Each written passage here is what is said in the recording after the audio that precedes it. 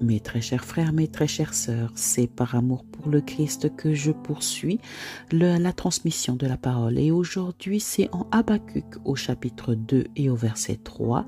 Voici que la parole est annoncée, soyez les bienvenus. Car c'est une prophétie dont le temps est déjà fixé. Elle marche vers son terme et elle ne mentira pas. Si elle tarde, attends-la, car elle s'accomplira. Elle s'accomplira certainement. Mes bien-aimés, à cette époque, la Judée était attaquée par les Chaldéens, peuple connu pour leur violence, leur esprit destructeur et pilleur. Ils parcouraient des pays et s'appropriaient des biens et des demeures qui ne leur appartenaient pas. Dieu les décrit comme impétueux et terribles. Habacuc, prophète en ces temps, craignait le Seigneur. Il possédait donc une grande foi. Voyant son peuple opprimé et dévasté par tant de violence, il invoqua l'Éternel et cria sa douleur face à cette injustice. Le verset 3 nous dévoile sa souffrance à Dieu. Ici, je paraphrase, il dit à Dieu: « Pourquoi me fais-tu voir l'iniquité et contemples-tu l'injustice ?» Le Tout-Puissant ne tarda pas à lui répondre, en lui disant que les Chaldéens vont poursuivre leur marche et qu'il a éveillé en eux ce désir de piller et détruire. Mais Habacuc insiste dans sa prière, tout en gardant une foi solide.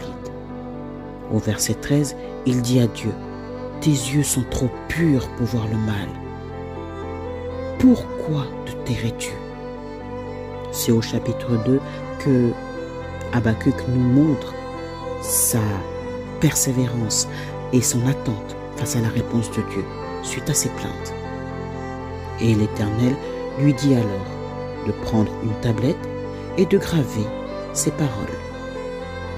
Mes frères, mes sœurs, la patience fait partie des plus belles vertus des fruits de l'esprit, car elle révèle l'endurance et la persévérance dans nos actions ou objectifs, quotidiens quels qu'ils soient.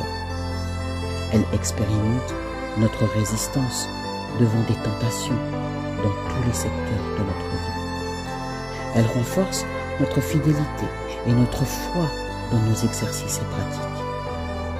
Elle nous donne de l'espoir, Romains 12, 12.